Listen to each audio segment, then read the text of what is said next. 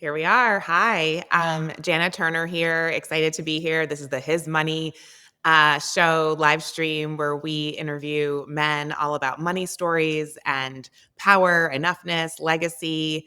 Lots of things that we cover here. Nothing's off the table. For those of you who've been tuning in, you know that some of the people that we've been interviewing are guys that I'm meeting for the first time, and we're really getting to know each other. Brad and I have known each other for a few months now, and we're very fast friends. We've protested together in New York City. He is a member of Buoys Club, for those who know about it and have heard about it or are part of it, and is an exciting friend and collaborator of mine. So I'm thrilled to have you here, Brad. Thank you for making the time. I know you have a super busy schedule, especially on Mondays. So thanks for being here. You're the best. Why would I not be? This is a talk. Any opportunity to hang out Oh, is I is great. appreciate You that. know, I yeah. appreciate that. And you got a haircut. I like it. I just got a haircut yesterday. Yeah, thank you. Yeah, I'm into it. It's Feeling great feeling good volume. about it. It's great color. Like I know, I'm sure you didn't color it, but like the way that it's falling is really nice. That's all. Thank you. It's Kim Miles, my Yes, I know hairdresser, Kim. but also TV personality, interior designer. Yeah, I know Kim from Yeah, House of Puff from like cannabis world and some of the investments that I made in cannabis and the community building that I do among women and Black folks in the space to yeah. She's like head of the New York. I don't know, maybe New York or national like cannabis council. She's very involved. Yeah. Yeah, she rocks. She's redesigning my apartment right now. So It's yeah, great to have just creative friends, right? Like it pays dividends to have creative people in your life, right? it does. And just having more women friends. Just like, I'm all about making friends right now. I've been in the city for 3 years, but like that's my part-time job. Community, Yeah. making friends, finding reasons to hang out and do cool stuff like this. It's so good to be in a place of receptivity, and, I think that so many people also I get the sense it's like, "Oh, like, I wanna do things," right? Like, "Let me say yes to this, let me say yes to that," but it's also about showing up with presence, which I know you're good Mhm. at too, and so, wanna Yeah, praise that. I was just talking to my therapist about this, about the idea of slowing down to show up, and that's, something that we're not always good at, but, like, that's the only way you can be present if you kind of slow it all down, and that Yeah. one-on-one conversations, face-to-face conversations, between anybody, but, especially between men, we talk about that all the time, Buoys Club, so, um, Yeah. yeah. So let's dive into money. I'm gonna start in the now. Talk to me about how you make money, right? Like what do you do to make money, right? I know you do lots of things, but let's talk about your job and how you support yourself and sustain yourself, and then we'll go back to some roots.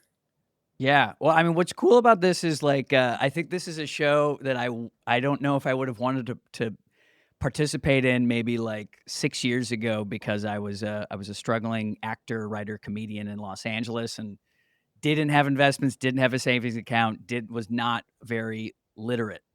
But once I moved to New York and started getting better editing jobs, it things started to change. And then this particular job that I've had for almost 4 years, I'm the head of video and TV production for Entrepreneur Magazine, which means I'm executive producing our TV show Elevator Pitch, which is kind of like a Shark Tank like show that we're currently airing all over the internet and different streaming platforms, Amazon Prime, but also currently on some local ABC and CBS stations around the country. And then Oh, and then I cool. also it's a big moment Yeah. personally. And then the other side of it is sponsored content. So we do profiles on different businesses across the country, and that's always sponsored by somebody. I just was in Nashville. We were doing a video about a cowboy hat company that was sponsored by Square.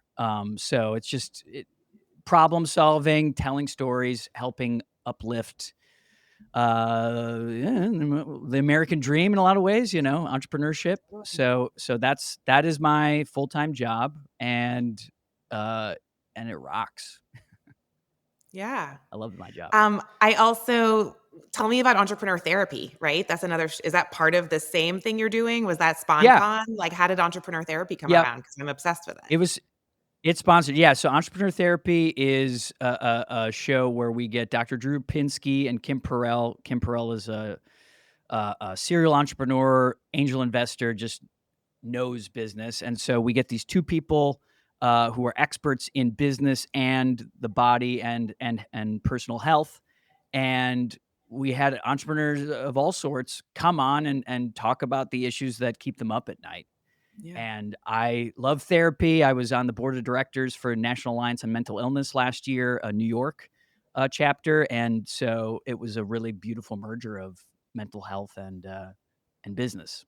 Yeah. I mean, I've been an entrepreneur for almost 20 years and um, you know, it, Congrats. did it choose me? Did I choose it?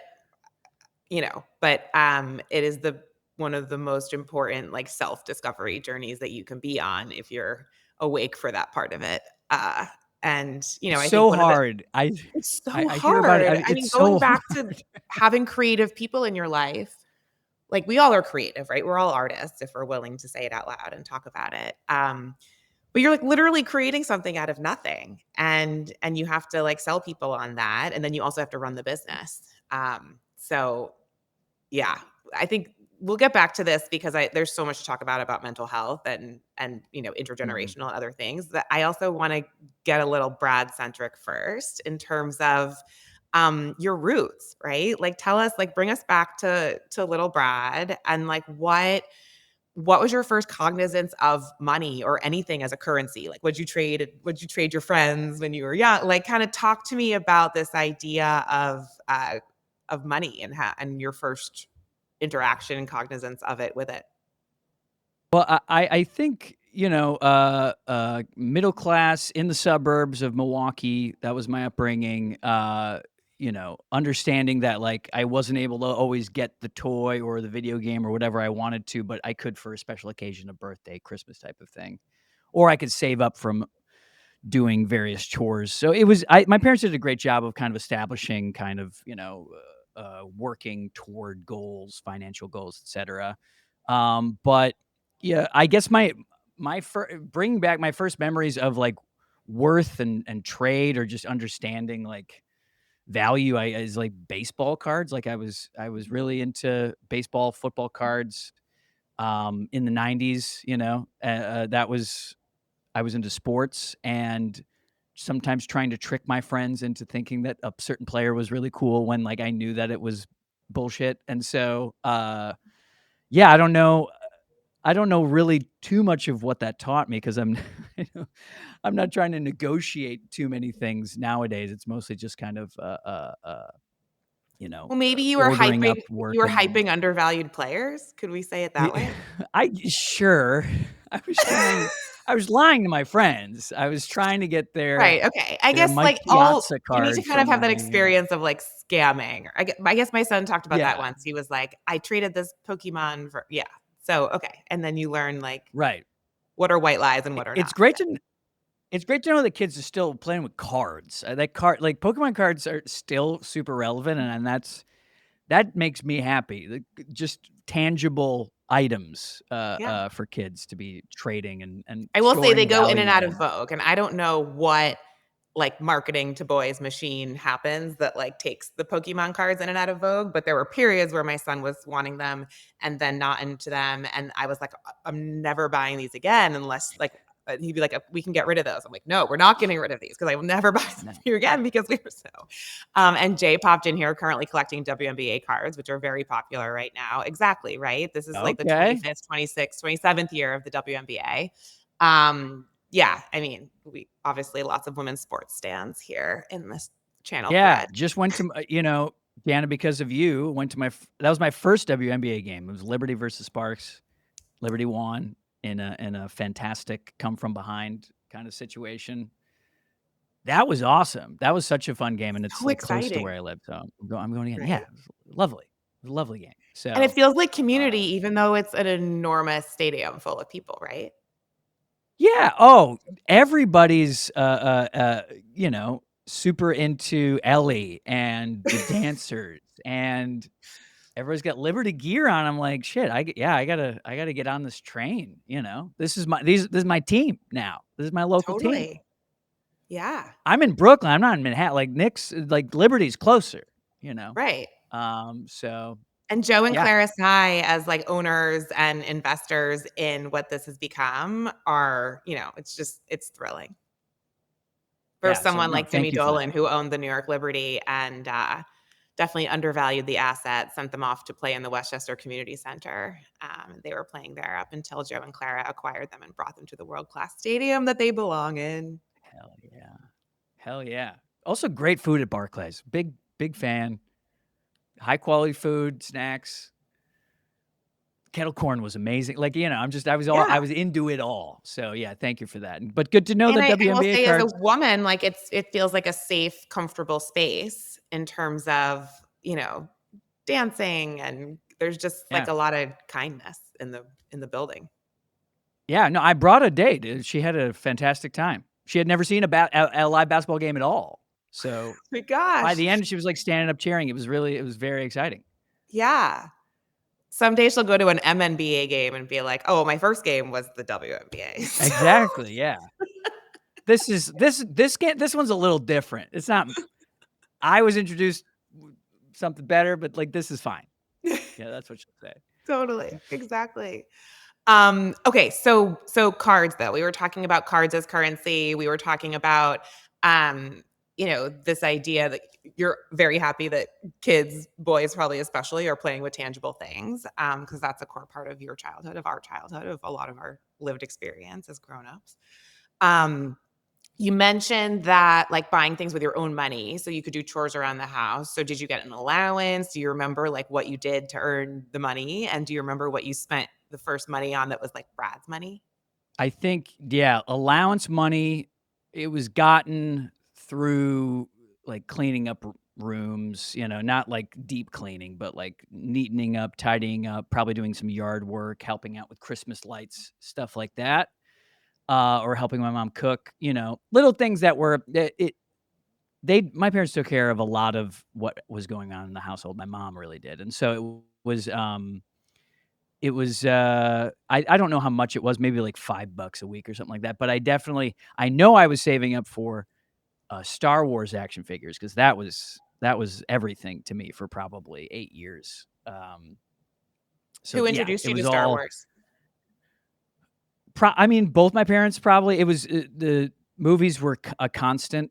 That's why I went to film school, like, it was, I wanted to be I wanted to be Steven Spielberg since I saw Jurassic Park when I was, like, 6, so it's like I that was a constant. So to film, sci-fi, the big movies, the small movies, and so Star Wars was captivating, lightsabers, growing up right as the, special editions were starting, like, the hype Mhm. train, the re-hypification of Star Wars that has not ended since the late '90s, kinda started in my prime, and so I was reading the books, I read the extended universe books, I was a official Jedi Knight. I was in the fan Yeah. club.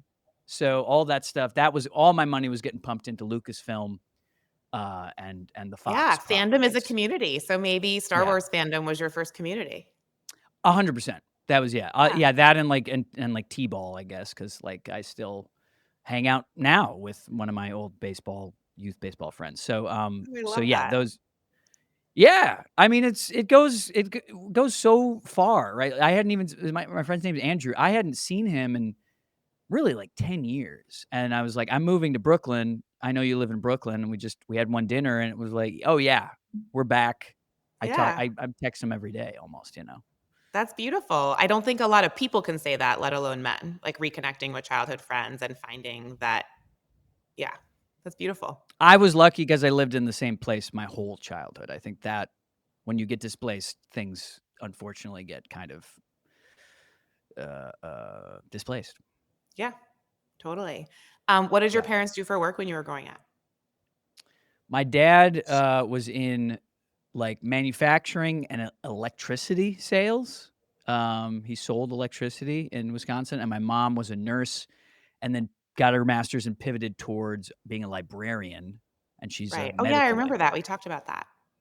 Yeah, which is it's even quieter than a regular library 'cause there's hardly anybody comes in. I mean, it's like it's a lot of research for doctors, right? There's not like not a lot of people coming in and checking out books. It's mostly like, "Hey, Mary Pat, can you research this disease and, like, what are some treatments, Oh, I etcetera." see. So she was a librarian, like an archivist within like a med school or a hospital In system? at hospitals, yeah, Yeah, she's worked at various hospitals, across Florida and Wisconsin, and yeah, so it's mostly a research job, really.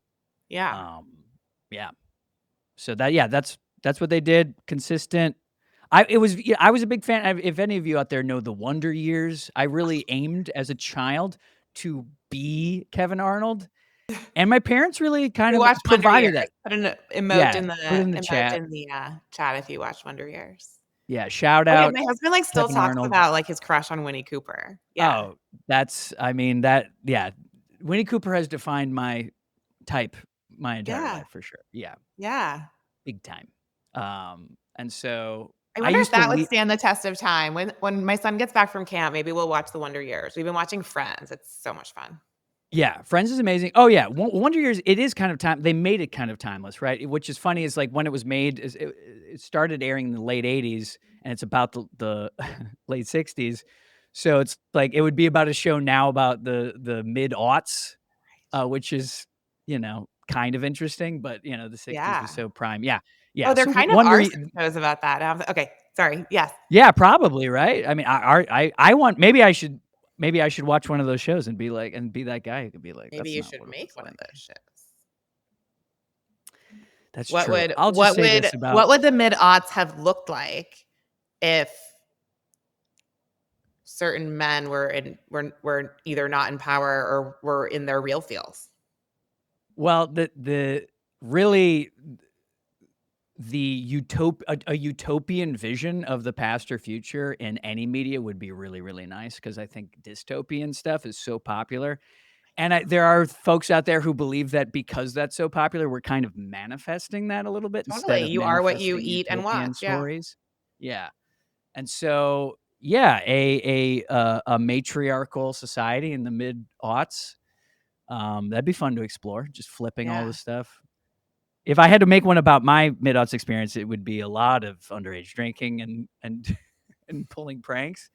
But it Yeah. is fun to go back and think about like how much my just uh, the anxieties and traumas of living within the bro code and the man box or whatever we want to call it, how much more open, free, like kind of safe it could have been. Yeah. Yeah, that's a show. We just made a show. We just made a show. We have Hmm. we have a deep bench of shows, friend. Yeah. Yeah, I think a lot about these like pop culture remixes. So we'll put a pin in that one. So okay, so and you remember like so covetable Star Wars, right? You were like that was your currency. Yep. Um and then you also mentioned like growing up in kind of like same community and stuff most of your life. So when did you leave Milwaukee? Where'd you go to college or greater Milwaukee? And where'd you go to Yep. college? And tell us more about what you studied and why. I love the correction to Greater Milwaukee. It is that accuracy because yeah, it's not. It's the same thing. I'm not from Milwaukee. Yeah. But I went to college at University of Miami in Florida. I don't know why looking at me, people always are like the one in Ohio. I'm like, no, I was cool enough to go to the one in Florida.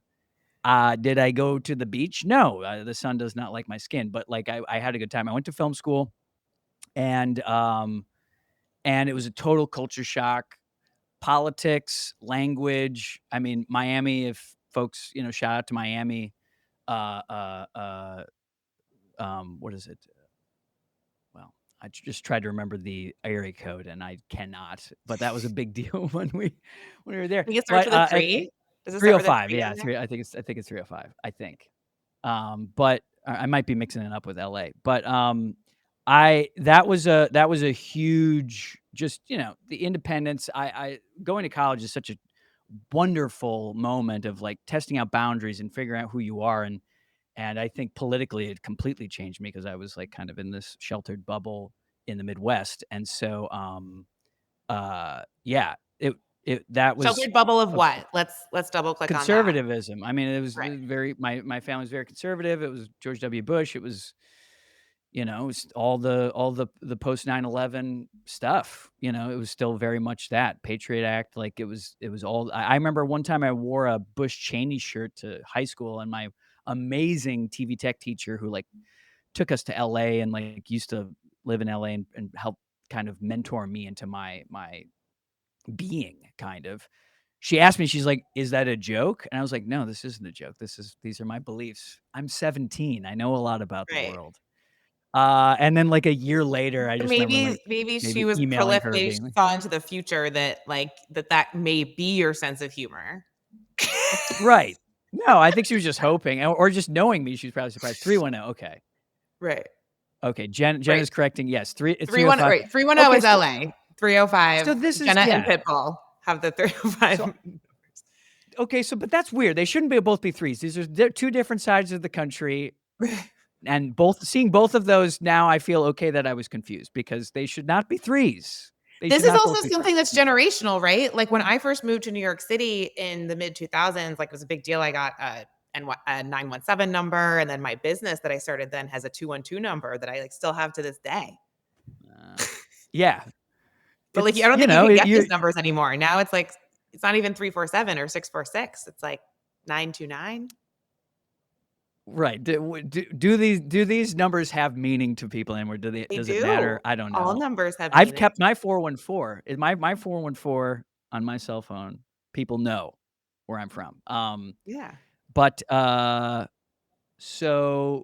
yeah, yeah, I went to Miami, film school, Wait, independence, hold on. I wanna I had ask my one more first thing checking about you account. said growing up in, Sure. like, conservative like, what were the conservative kind of issues or angles that, like, felt like really part of your family? Like, what were the most important parts of that that, like, shaped the worldview? It was just, I really it seemed more like teamsmanship and hype. I Okay. none of the Right. issues that Right. maybe It's like, were here's what you should bugging think. my Okay, dad people like affected me. me at all. Yeah. I wasn't out here talking about immigrants or I guess it's like we were excited when Osama bin Laden was, killed and captured. That was a big but other than or no, it was oh, no, that was later. When, But maybe you were saying 9/11, like, crystallized for you, like, that certain people saw things differently.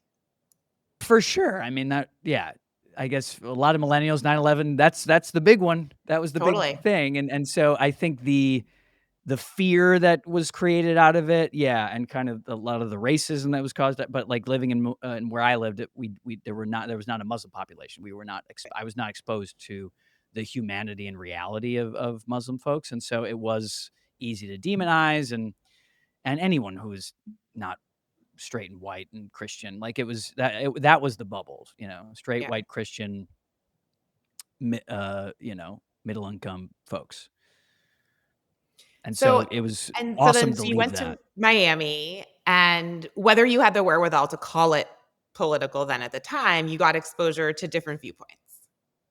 Yeah, well, even just, Brokeback Mountain came out when I was in Yeah. college, and just the idea of, like, going to see a movie where, like, guys kiss and, like, I paid to see that movie, um, that was, like that felt like a big deal, you Yeah. know, It to was me a at the big deal time, and in culture, so period, but then to yeah, see huge. that in your life, yeah. Yeah. Yeah, and so, yeah, total shift, total just I mean, if you are around immigrants all the time, you are just, like, immediately like, "How do we support these awesome people who are making my life better?" They're teaching me about cool stuff, like They bring such salsa richness. dancing. Yo, my god, the food, everything about it, it was so novel to me. I'd never had sushi before, like, everything just opened up. The entire world, seemingly opened up to me during college, and so yeah, because I almost stayed in Milwaukee and I kinda screwed over my best friend who was we were both signed up to live together, and then I pivoted last minute, and he, wound up with a roommate who was not good, and he then he left because he had such a bad experience. Um, but that all worked out fine for him. But it was yeah.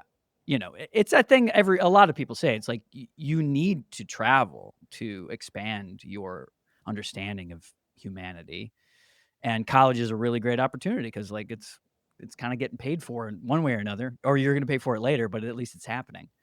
Right. It's like for many people, it's like this is what this time in your life is about. Yeah. Right.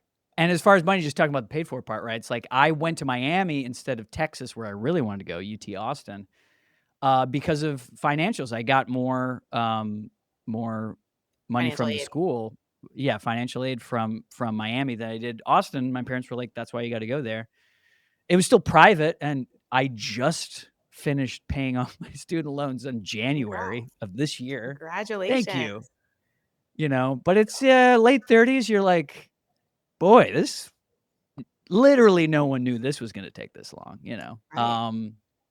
And so Well, and that I remember your that was a sign rude when we awakening. went to the No Kings March was, "If you can read this sign, it's because of the Department of Education." So clearly education's an important angle and pillar for you in your Well, it's a leadership. scary one, right? Like we talk about this at, like Buoys Club and stuff. Like education, you in high school, youth education, all these things. These are the moments where the biggest impact is made, and I think that's why politically, you know, they're defunding all of the schools and the functions and demonizing teachers and all these things because like the more control you have over young minds, the more control you have over them later in a way. But the aim is for me is not it's not about control. It's more just about like awareness, empathy, curiosity, and all that stuff, and just in giving that to young people, um, especially around consent and sex ed and everything. So, Yeah.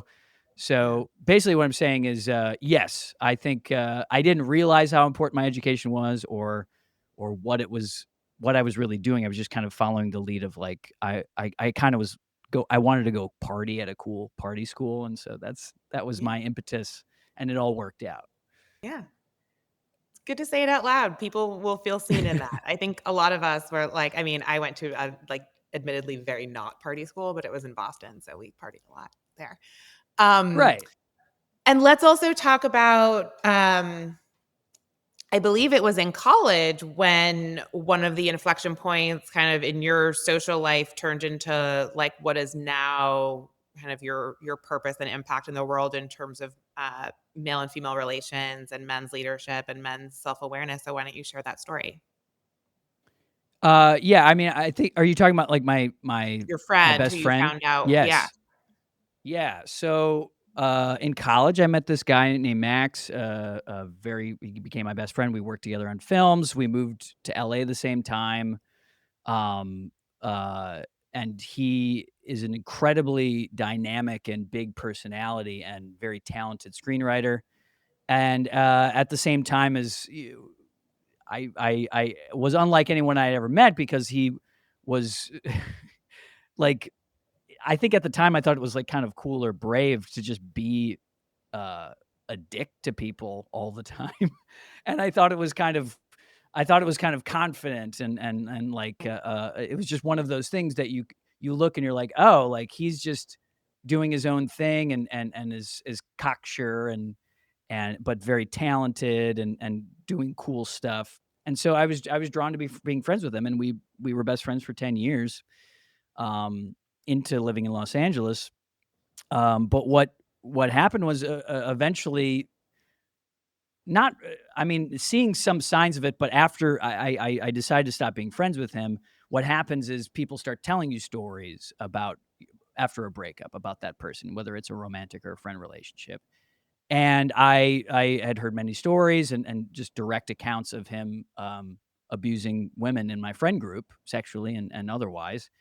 And then that kind of blew up, through this network of women who were having conversations into a big article that, came out, and it was kind of his Me Too moment, and it was I was the only guy who was a part of the article that came out. Well, I don't know if that was because no other guys spoke about it who were in the friend group or just that was just how the article went. But so alongside this kind of tumultuous, traumatic moment, I'm personally dealing with the shame of knowing that I was so connected to this guy who, has revealed himself to kind of be a A person I predator. don't, yeah, predator, but somebody I would not want to associate with, that I would not want to be. And if we are kind of the combination of the 5 people we spend the most time with, like that is not Right. what I want. And so measuring what did I ignore? What did I witness? What was I privy to? What was I maybe as being his friend protecting him from socially? And so all of Oh, that, and then right, you also made just him look like understanding. a nice guy because 'cause you're like a kind, sweet, funny, nice guy. Yes, that's literally what all my friends would say. They would always say, "Max is an asshole, but since he's friends with Brad, he must not be that bad." And I used Mm, to wear that as a kind of badge of honor, as like I am a really good guy, and like he is my best friend, and then what do you do with that once who you've tied yourself to emotionally as a brother, a totally. chosen family, disappoints you and also traumatizes people you love, right? And so I just went on an exploration of starting with consent, just understanding this how to see it, mostly how to make sure I'm never missing signs of abuse, right? That was the number Right. one thing. So I started with that, and that's a pipeline toward understanding gender relationships, feminism, and then reading bell hooks. Or the biggest book to me was Boys and Sex by Peggy Orenstein. Mm, And we're again talking about education, like the big end moment, like what can we do about all these things? yeah, Education of teenage boys, young men, about consent, about relationships, about their own bodies and how they work.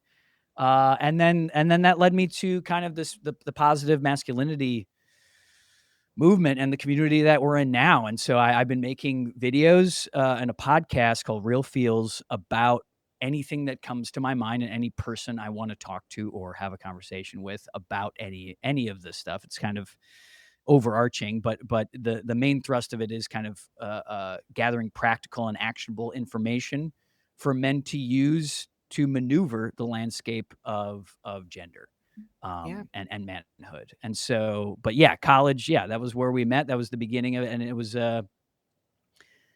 was like many close friends, is very impactful. And probably, yeah, has set me in motion in my mission in life for sure. yeah. I will say as someone who, works with various men at different ages and in different capacities, right? I have like my guy friends, and then I have men who I'm helping with their leadership stories and personal brand. I think you're really lucky, bless whatever it is, to have had that inflection point and that paradigm shift so young. I think all of us are lucky that you have. Um, but I think it's something to think about too. There's a lot of men of a certain archetype and age who are like, who somewhat bury their head in the sand. It's like too hard to look at it. And it's also a lot later in life that they combine their purpose with all of their privilege and other voices and other power. So wanted to reflect that back to you. No, thank you. I mean, it's very tough. It's so much shame around, especially during like the height of Me Too. Everybody was reckoning with like times they've made women uncomfortable, or Right, like like, you're what did just I do that thinking was back, you're fucked just up? like, what the Right. fuck? Like, yeah, it's like, oh, I remember this. Like, oh, how did that affect her? Like, and so it's it's such a beautiful thing, and I think I'm still kind of it's kind of disappeared a little bit. Like it's not really. We've moved on to other things that are going on, but I think the current the focus on men and kind of the lack of dating and so much fear that men have, that kind of fear and shame is the reaction to Me Too. And so I do feel as though I am slowly formulating what the roadmap would be and is for myself, but also for men, my followers, and men in my community, to like to get back to a balance that is not Yeah, about fear and shame, and actually like a collaborative, curious, and like right. empathetic, Beautiful. relational, modality. Yeah. That's the Yeah, and I goal. would say the only word choice I would upgrade there would be that it's not going back to, it's going forward to, right? Because I Right. think that Yes. that's We did no, we right, haven't like, had it. You're right. There is we no haven't ever what had we've had it, before. like, Yeah, right. and that's, I think, why it is so hard for everyday people, especially those who are not particularly creative, to think about, like, what does it look like when there's an $80 trillion feminization of wealth in the next 10 years? Like, what does the futurist female mean? What does that look like? And where do I belong in that? And yeah, how do I, like, be a person in the world without totally overanalyzing everything that I do and say? Right. And, we know that fear and terror does not drive good decision making. So No. yeah, I mean, we're all in this. That's why I'm building Antenna Up. That's why we have Buoys Club. Um, uh, And thank you for this, by the way, because it is, I talk about Buoys Club and you all the time because oh, thank you. it is what I think I'm guessing a lot of other guys feel the same way in the group, but, like, the this kind of organized structure of a community of men who all are like-minded, uh, I think we were all kind of hoping we'd come across it, right? But, like, how does that Yeah. happen unless you make it? But, like, a lot of us don't know how to do to kind of connect dots like you do, and so it's it's exactly what I was hoping for 6 years ago when Yeah. I started this, right? But it just takes a while. I just interviewed Mark Green. I mean, we were friends before you and I met and before Boys Club, but it's because of all this, like, there's a lot of momentum going on. It's really great. So Yeah, and I don't know if you were in just the wanted to say Buoys Club that Judy Chu joined. Judy Chu wrote When Boys Become Boys, and she's a very, like, prominent researcher in this space for at least 10 years, probably 15 or 20. And she said that this conversation really goes in and out of vogue every 5 years, that Mm. there's a cycle, Y right? yes, I was And there when she said that, yeah. yeah, and I believe all of us, not just believe, but know that this moment is different. But it's with that perspective that we need to really look at how to do this moment differently. Mhm. And that's exciting. Well, yeah, and we just want we all know we're not this isn't gonna be out of vogue for us. Like, this is for me, at least, like, this is all I'm doing rest of my life. Like, there's no Yeah. I'm gonna have my jobs, but, like, this is it. I know there's no other thing to do, which is really helpful because, boy, I did not have that most of my adult life, that kind of mission and drive, clarity. Oh my god. It was very, very hard to not have that. Yeah. Well, and that's part of what and somewhat by design, I would say, when we talk about the 5-year cycles of men and boys well-being work, part of it is also because these conversations are actively suppressed and censored by mainstream media and by in more vague ways by just the gatekeepers, people who decide what gets coverage and what The doesn't, right? You're in algorithms too, media. yeah. We're all in Mhm. media. We know how that works.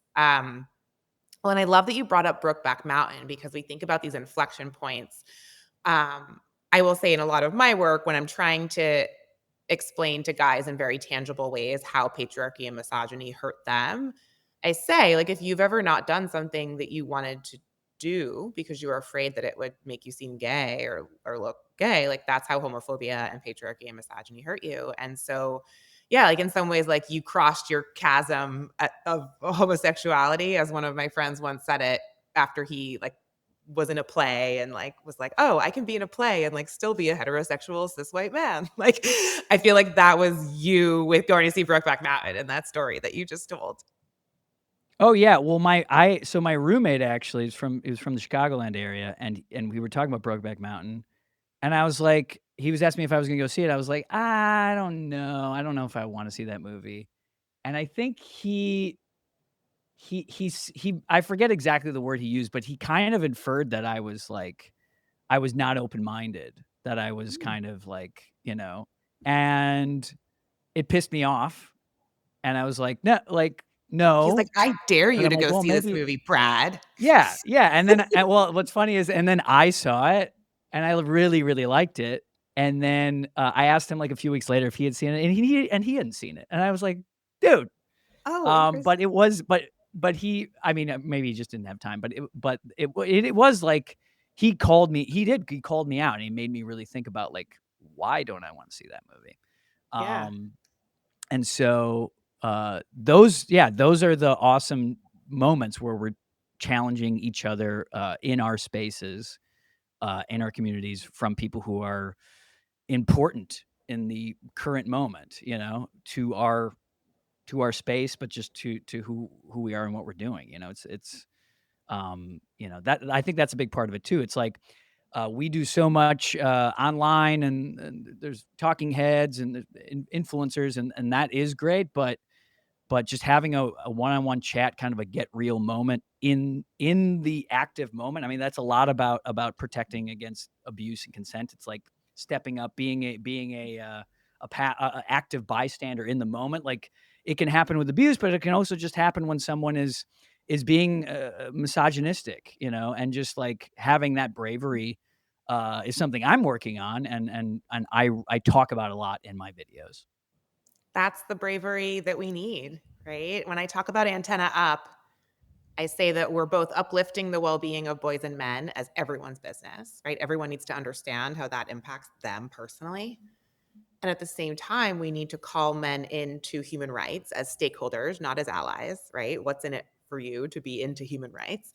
Right. And then also, we talk about this brave new leadership that is necessary. And that's exactly what you're talking about. Like, who's going to ring the gong and be like, hold on a second, wait a second. Yeah. And Well, and by we the always way, revere men people are who do much more that. effective at doing that with each other than women are going to be with men, Right. for 100%. better That's or for why worse. that it's yeah, once I kind of realized I should work on this path, but also, like, all of the lingo needs to be real and from my heart and not too philosophical, which I can get that way, because once you've read a bunch of these books, you're just like, you're kind of parroting some of the same ideas, and you're like, "Oh, guys don't really talk like that." Um, but, uh Right, but, uh, uh exactly, and yeah. then we get accused of being elitist, and that's, like, what MAGA is saying, like, "This guy look at this, like, woke guy trying to tell you what to do and be." Yep, and that can be a lot of my comment section sometimes, but I love the negative comments too. I get a lot of them, especially on, like, I have a short video called "Patriarchy is the Problem," talking about bell hooks, and, I get messages every day on that they're calling me everything cuck and simp and using lib as a negative. It's like, "No, it's What does fine though." simp mean? It's like a I am simpleton, but what is, like, what like it's the same thing as alpha beta, right? It's like, you're a beta, you're a simp. You are below. You are not fulfilling the rules of masculinity. You are simping. I think it's more like it's kind of like standing as well. It's used as a verb, where it's like you're simping for women, you're white knighting. That's also part of it. So if you're speaking mm, like this, and this is a topic I deal with a lot, even in dating, telling women that this is what I do. Sometimes women are very skeptical, which I understand. They talk about like wolf in sheep's clothing and stuff, or people who are using these points, weaponizing therapy, or even just quoting bell hooks in order to manipulate women, which is this whole other side of this, where well, that's it's the, like, I think a lot of we're trying to catch up what's his and make name? some ground, and then now it's hitting back at us. Who was the guy, Jonah Hill, who was, like, controlling Right. his girlfriend by saying Therapized that these are language. his Yeah. boundaries. Yeah, exactly. Right. Right. Right. This is, Right. like, No, the it's biggest real. pop That culture. is that. That was nutty, right? Like, my boundaries are all these things that you have to do Right. or can't do. Exactly. Yeah. Well, Yeah. that's when we're in this, yeah, hot takes and all of those things, right? And there's all of us have internalized patriarchy and misogyny. And so, this is one of the things that came up in putting together the thesis for the welfare of men and Buoys Club and Antenna Up, is that, like, men and women have to work together because men's also want to be attractive to women and, like, meet and so It's a if a woman's natural like, thing. here we are as women being like, well, this woman might be upset if he doesn't hold the door for her. The other woman might not give a shit. She may care more about the fact that he, like, thinks of her and makes her coffee in the morning, right? So it's like it Mhm. goes into, like, what's important to the people that are important to you. And yeah, there can be a lot of, even women can internalize like, oh, but that's effeminate. Like, am I attracted to that? And that, if we're not holding space for all of these realities, none of us are going to meet the moment. Yeah. And 100%. And also personal preferences are personal preferences. Like that's okay to feel those ways, but it's also just all of us trying not to shame each other because that is such a it's a potent force, but it's a non-helpful force is shame, really.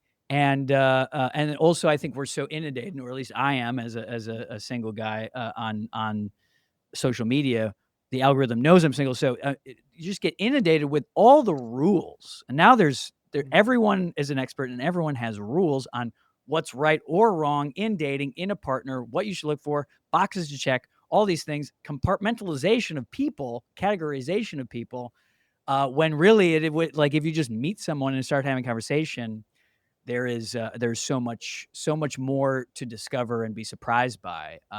So that's also I think what a lot of young men are also dealing with and why they're staying alone or MGTOW or going their own way and all that stuff, black pill, because it's overwhelming. They're overwhelmed. Yeah, totally. Yeah, it's a lot to keep in your head, out there. What's interesting about it is to just flip that on its head. It is what I assume is kind of the amount of things that women have had to keep in their head when dating, up to this point, where it's like keeping themselves safe, making sure, like when kind of more traditional gender roles have been so much more in vogue.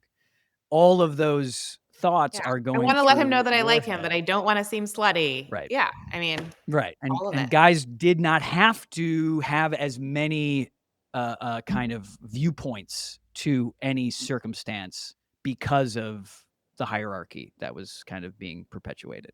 Um, that's my hot take. Yeah, it's true. It's true. And we need lots of cool takes, right? All of us, like with the land of and antenna up and nuance, like my necklace that I wear all the time.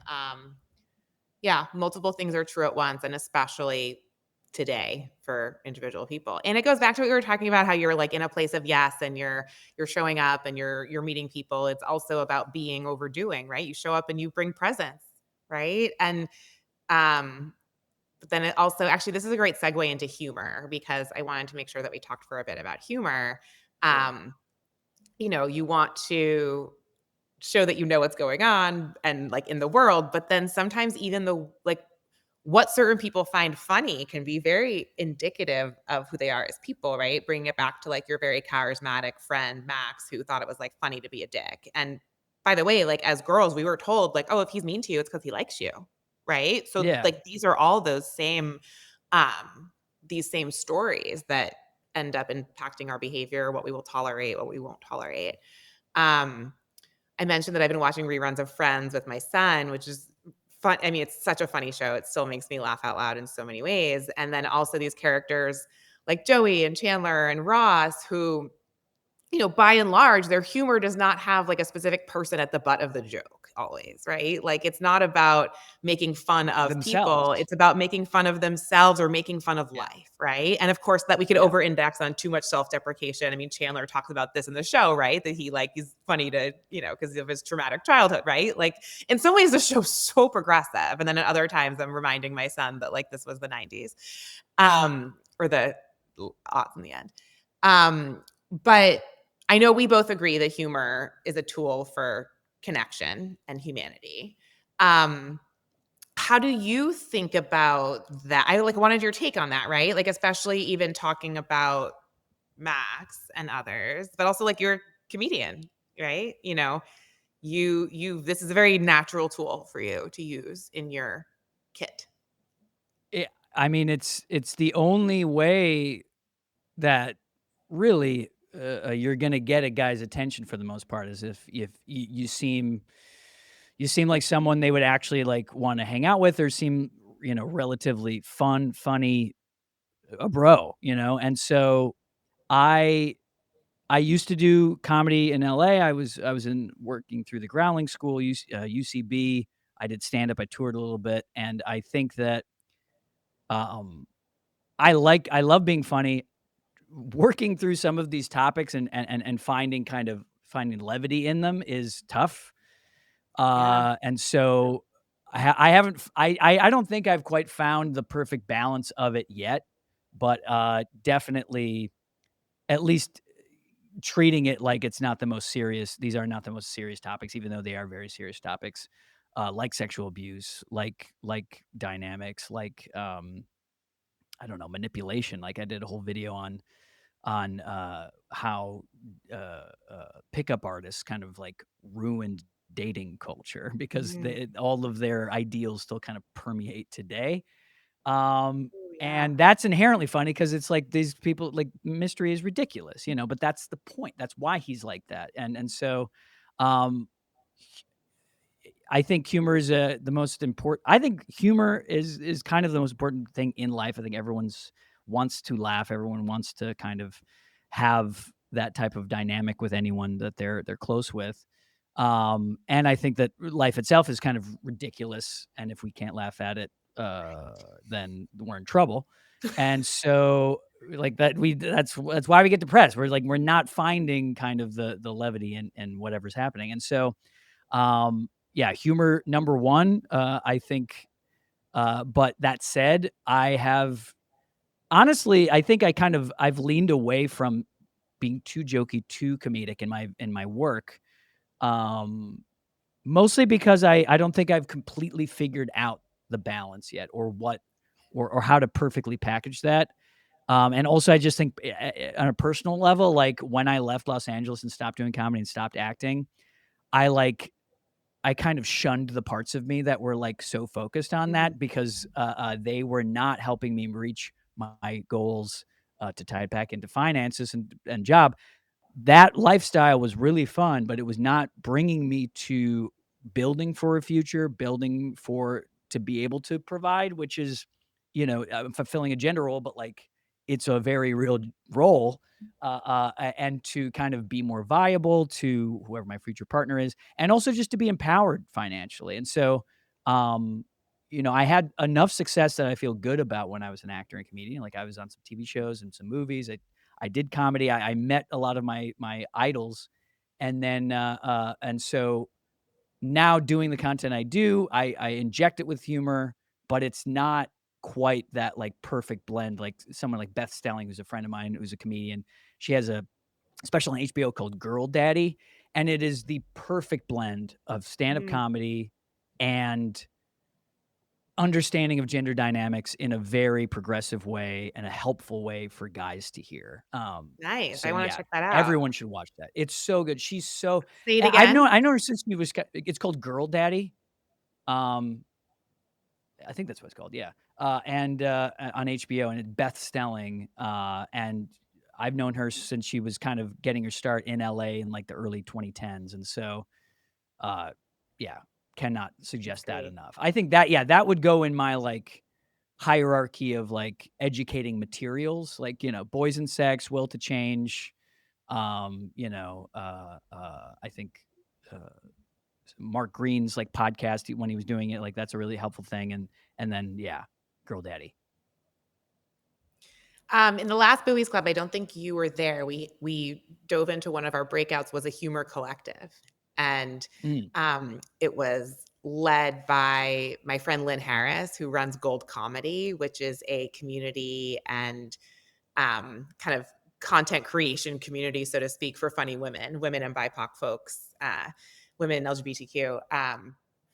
And so I brought her in to kind of steward this humor collective, which you will be part of, and awesome. to kind of talk about like this exact thing of it, right? Like, how do you know when to take yourself seriously and when to take yourself not too seriously? Like, that's a core part of the personal brand alignment work that I do with leaders because this is real in the boardroom as it is at the water cooler and, and.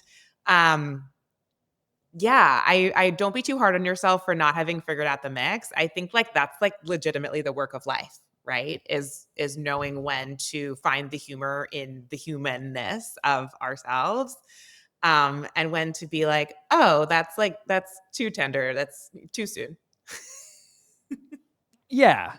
Or yeah, I don't yeah, it is there's also just, in comedy, like, taking swings that you get really used to it and things not working, and I've had sketches with I had a sketch group in LA, with several good friends, including Heidi Gardner, who's on SNL right now, and that was really fun. One time we reshot a sketch, that I think she wrote, like, 3 times because it wasn't right, and that happens sometimes. You're just like, "I'm not getting it right the first time." And so, like, I'm used to that, but with this work, it is kind of like there's a fear around taking it too lightly and offending people, and that's just something I need to get over because every kind of perspective that I have around a lot of the issues, in gender dynamics and manhood, uh, each of those topics are gonna have people who completely disagree for their own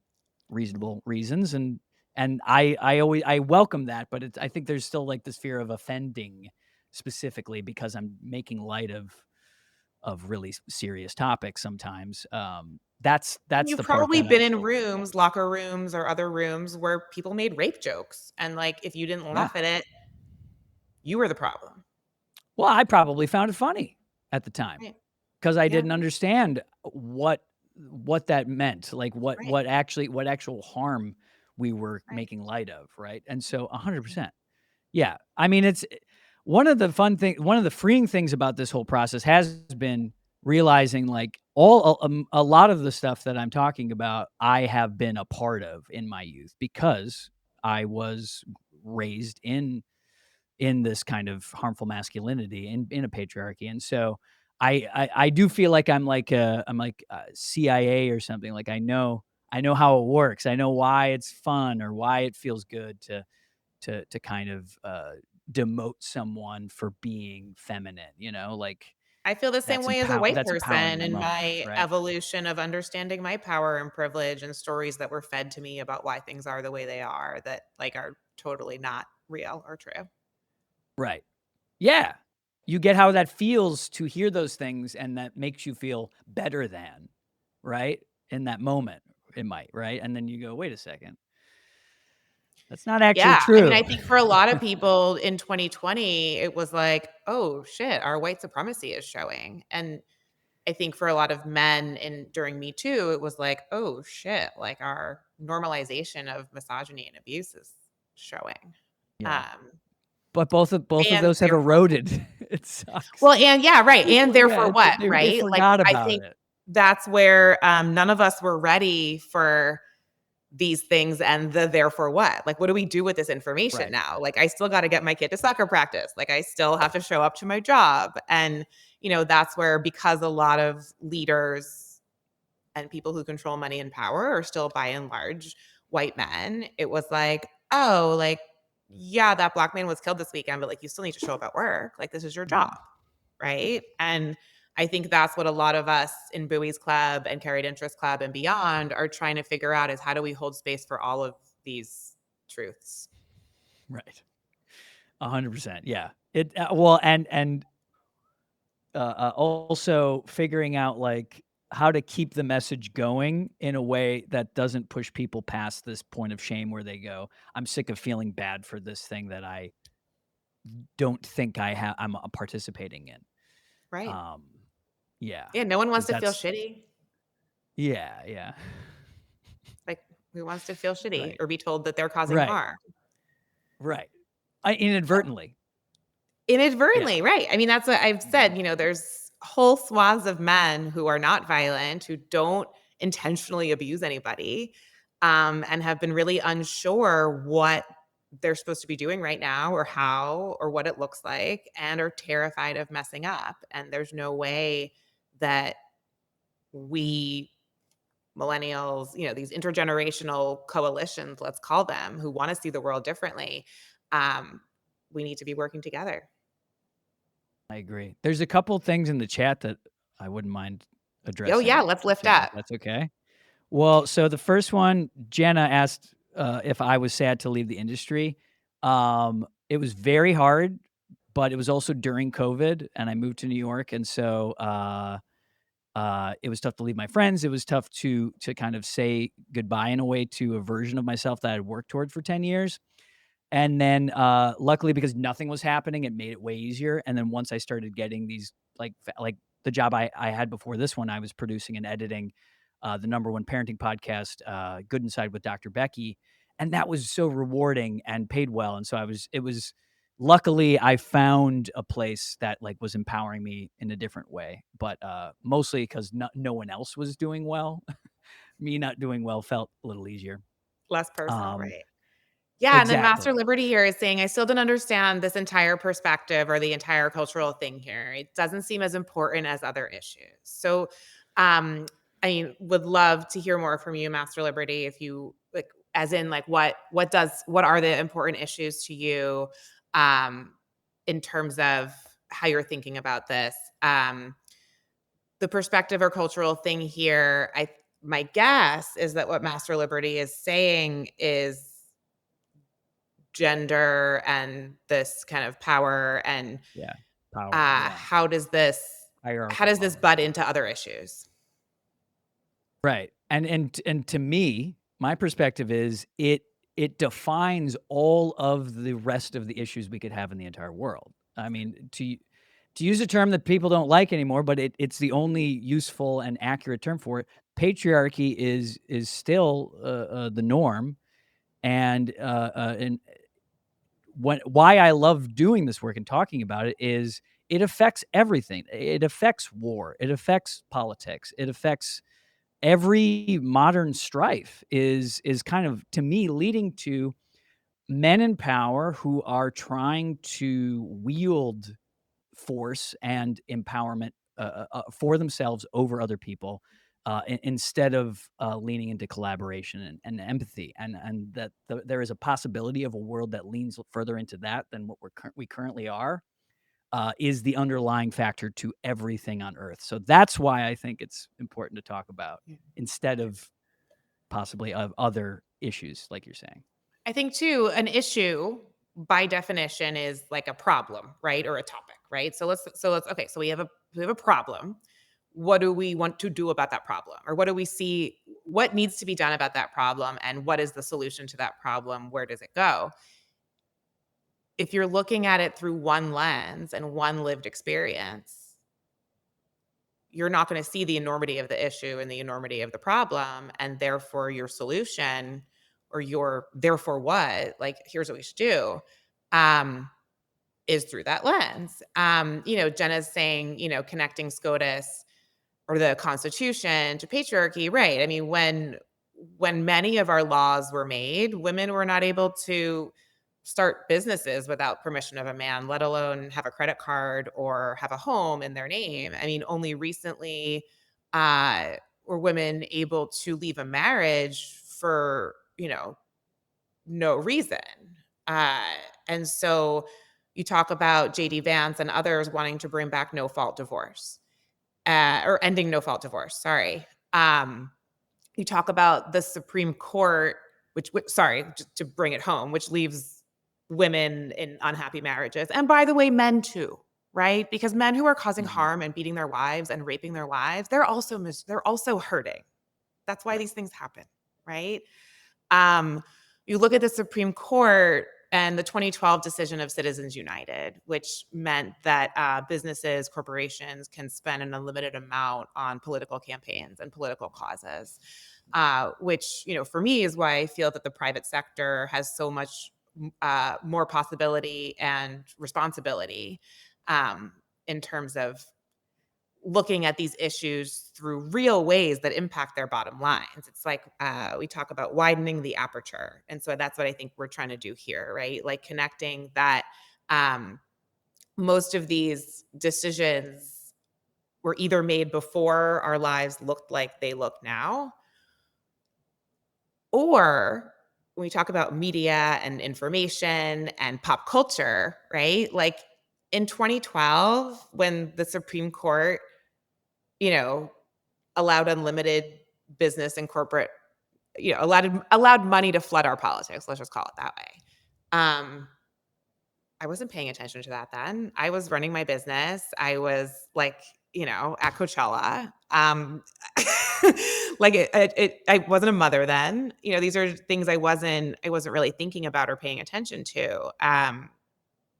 I've been speaking a lot, but I think it comes down to the lens through which we are looking at how to solve these problems. And if there's one lens and one vision, um, we're not going to capitalize on all the opportunities that exist for both money and prosperity and livelihood.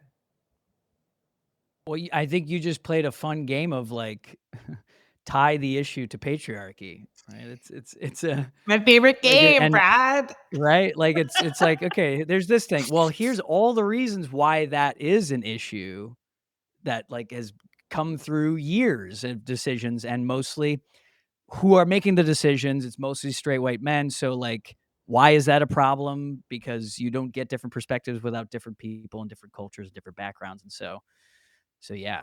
Yeah. Yeah. It really all ties back to it and we can choose to ignore it or choose to engage with it. I mean, even delightful, wonderful men, as I said, who don't violate or assault people, who don't cause any intentional harm or abuse, um, still don't know what it's like to generally wear outfits without functional pockets. Yeah. And that's a revolution. You have to carry a bag, you forget a bag. You know, it's just we got it easier, and we built the world to make it easier. As I say, we guys, and white guys, and so, you know, But also, like, for I know someone it's like nice to Master be there, but Liberty change it up. but for someone like Master Liberty who's like, "Okay, but, like, I didn't do those things. I didn't specifically make those rules, and True. I don't believe that I'm actively upholding those, and, like, what is my role? How am I supposed to be thinking about this? Like, why is this my issue?" Right. I mean, and to me, it's like you don't need to make these big sweeping changes. It's just like keep it in mind when you make decisions, and maybe you can make a little decision that's a little bit more helpful to someone else and it doesn't affect you negatively. Like there's a lot of those that happen in our lives too. We're choosing one person over another, Right, jobs, just kindnesses, whatever. And if that's in there, at least it is affecting choices. right.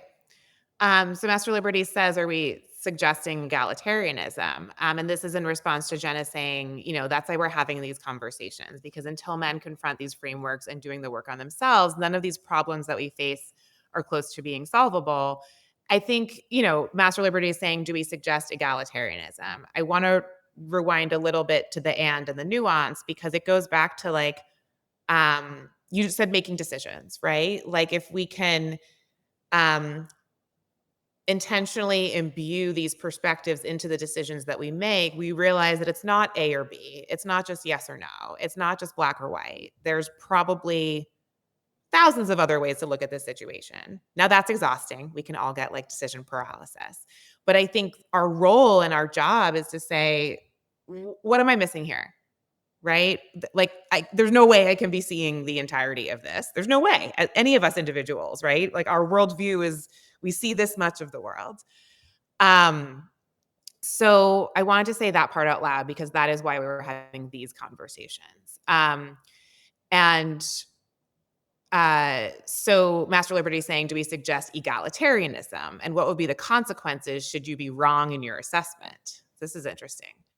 Um, to change an existing system so profoundly requires a full analysis. And this goes back also that, none of this is either or, all of it is both and, because already we have a variety of different lived experiences living in our country, depending on our identity, our zip code. I mean, and, Area code. um, and egalitarianism, in theory is like equalness is different from equality, is different from Mm, equity. equity, right. Um, and at the same time, inclusion, which is under attack now, which is ironic, right? Because DEI is under attack because the I in inclusion forgot to include the people that hold the most power and money. um, Let me give you the mic back, Brad, because there's lots of interesting convos happening here. No, no, you don't have to give it back to me. I mean, you're kind of on a roll. I wanna see, yeah, where you're going with this. Yeah, I mean, I'm agreeing with all of it. I think this idea that it's like, well, this is how it's gonna be just because you say it out loud doesn't mean it's real, right? Yeah. And that's also how we give away a lot of power. Jenna wrote something up here that made me think about this, right? To lift up what Jenna said here in the chat, that all challenges we're facing today are directly connected to men's ideas of themselves, right? This ego, how does this impact me? What's in this for me? As well as the stuff that has not been questioned, right? Mm. And this is at the consequence of everyone. So if whole swaths of people are not considered in solutions, then they are kind of not considered in society. They're not considered to be part of society. So that's part of what's happening. And then our false relationship with capitalism and consumption, and our apathetic relationships with myths, religions being specific to them. But all religions and myths are stories that we tell ourselves, right? About why the world is the way it is. I also want to address what would be the consequences should you be wrong in your assessment. The thing about this is that question to me kind of assumes that a little bit of a perspective that what's going on now is right. Am I Mm, wrong? Like, potentially, yeah. if we go wrong, like we haven't tried anything else in Right. hundreds of years. Like capitalism has ruled us. Capitalism, patriarchy have ruled us. Um, it could get worse, but it could also get better, and you don't know unless you try and make attempts with a real runway. Like one person getting elected that has a different set of opinions, who looks different than most of the other politicians, is not a runway. That's like that's a natural order. That's a reactive, Right. element. A runway with a plan, with years of enacting change through a different perspective, is kind of what we're talking about, and it only begins with the grassroots and conversations and people being open and empathetic and thoughtful and cooperative. And so I don't think what's going on right now is working, and that's why I think, you know, should we be wrong? Well, we're already wrong, so let's try something else. That's my take. Exactly. A sharp left turn, innovation. And I don't mean left in terms of left or right politics. I mean, like, you know, there are so many things that we have not tried yet. But also when we say we, even when we say men, men are not a monolith. Women are not a monolith. Leaders are not a monolith. Um, and I think it's important also when we talk about like unquestioned answers or stories that we tell. One of them is that power is top down as opposed to, giving back and forth. And that is by design. But also the division, the chaos, the confusion, the naysaying, that's the point of this moment, right? It's one thing to say capitalism is about hierarchy and about always feeling like you're not enough or that you don't have enough. Um, but that's why this space exists. That's why we're here having this conversation with Master Liberty and others, because if we're not having the conversations and we're not coming to the table, we're creating solutions and avoided information. If we replace one evil for another or shift the same issues to other categories, they would replace patriarchy and create an entirely new set of issues that are just as bad, and then you effectively change nothing. Well, so I would say there's no such thing as not changing anything, because anything that we try has uh, like if a ship is sinking and you try one thing and it like gets you a little more life or like whatever that is, it's not zero sum. It's not like, oh, that didn't work. And also these things have to change so uh slowly. Like you said, it's not like, oh, we put Obama in power and now we have this. And I think that's another thing that Trump and others in MAGA are trying to make it seem too, like, oh, like the new CEO took over, the business is totally different now. Right? And that's not what the presidency is. That's not what culture is. Absolutely. Yeah. And I mean, um, replacing one evil for another, change is inevitable. And so, what version of that we want to do is up to us. I think that when I say that I think it's wrong now, I don't think it's working now, is because I don't think it is. We, especially for men, even straight white men who are in power, we're having these high numbers uh, um, of self-harm, and suicide rates are up, the loneliness epidemic. These are the results of kind of rampant capitalism and patriarchy. And so I just, uh, to say that staying the course is the way instead of trying to make these changes, to me, is ignoring the fact that most men are right now, the majority of men are really not having a good time. Or it's not working for them, even though they're supposedly, you might say, in power, or kind of the dominant political force. And so, really, what I don't think there's any other choice but to change, but to make these changes.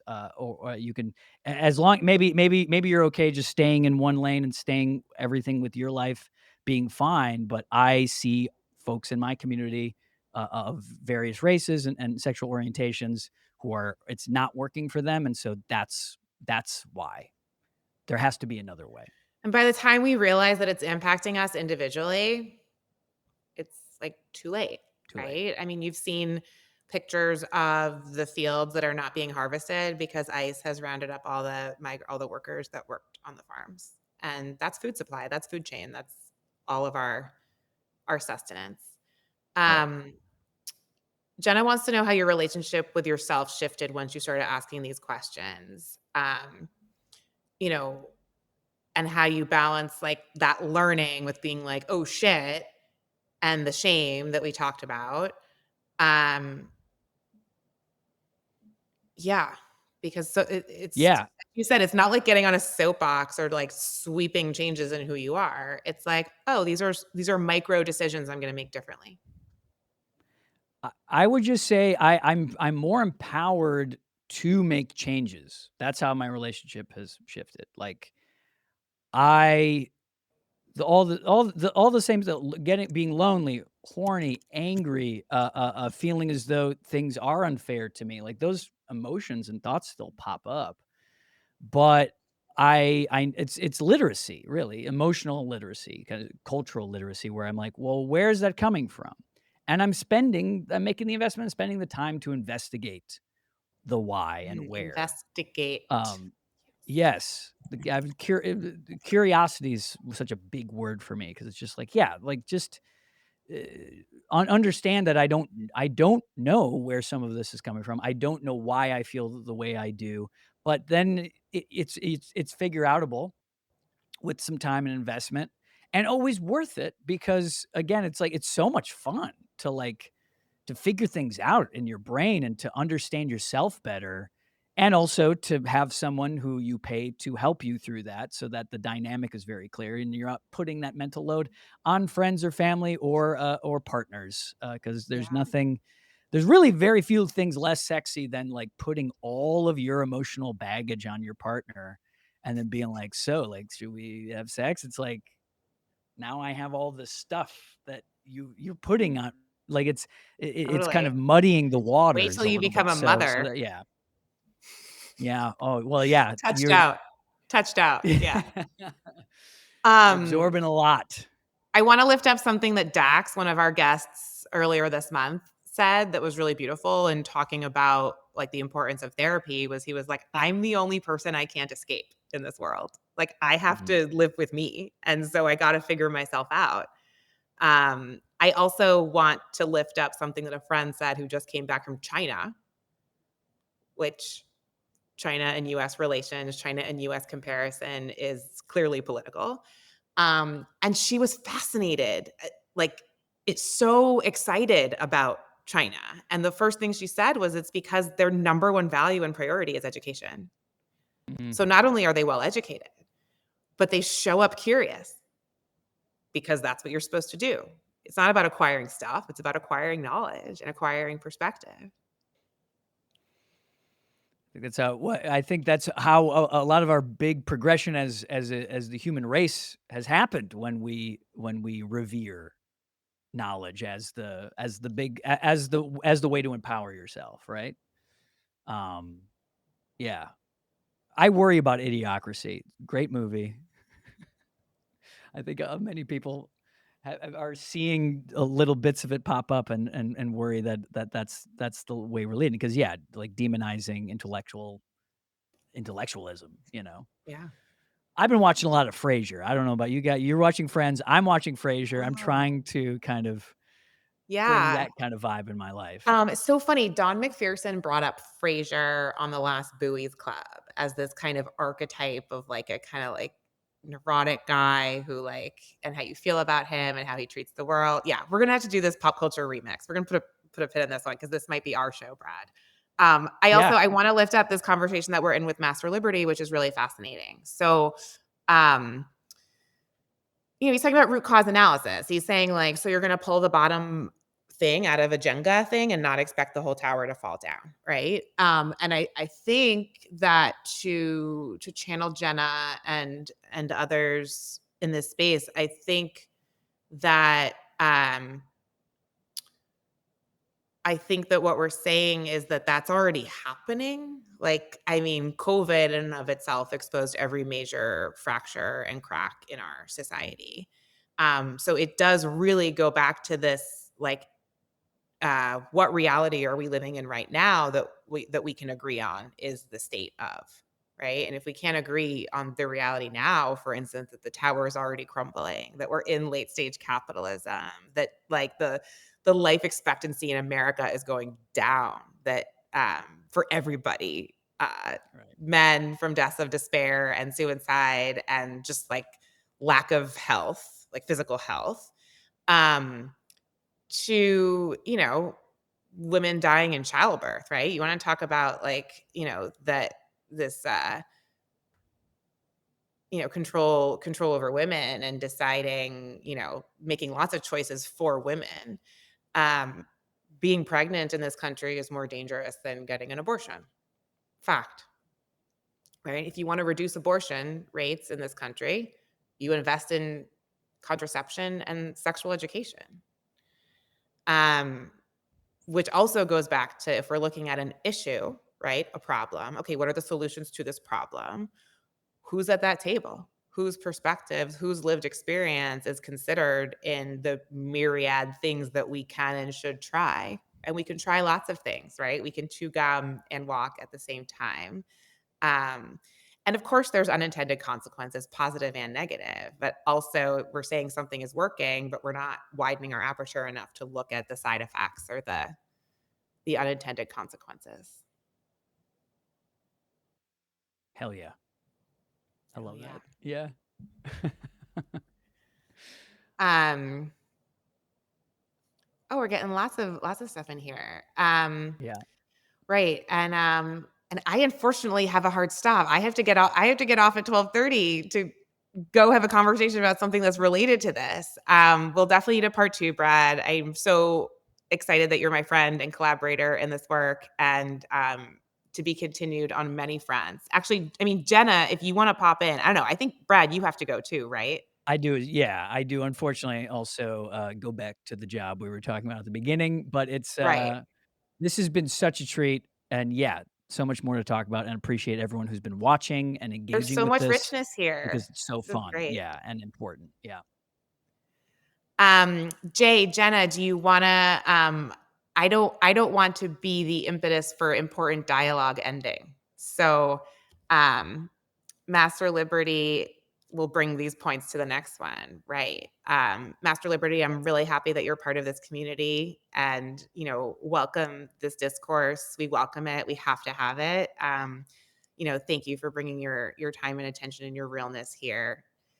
Uh, and Brad, thanks for being in Twitch land with me in the land of we'll chat later this week about a couple different things. You got my number. We're on speed Mhm. dial, proverbially. Um, I hope Yeah, everyone has a you're on great there. week. Thank Right on my you, Land best of friend. Ann. Thank you, Jay, for production. What'd you say, Brad? You're right under my best friend John. You're on Right. the speed dial. You're right there. I'm honored. Shout out to 305. 305. Shout out to the 305. Okay, great. Land of And is rating. Okay, sounds good. All right, peace out, everybody. Peace and love and money.